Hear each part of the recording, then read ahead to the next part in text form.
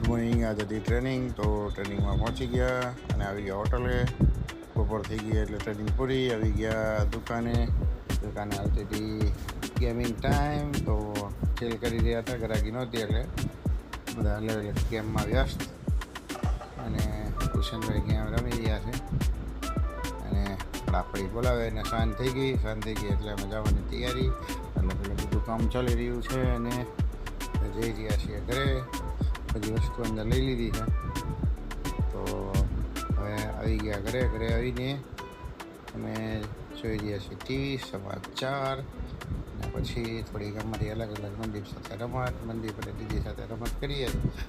અને બધી કોણ આ રમત રમ્યું છે એ કહેજો નાનપણમાં. અત્યારે અમે રમીએ એ ફટાક દીદી બને ફટાકો, અને આગળ વધી ગયા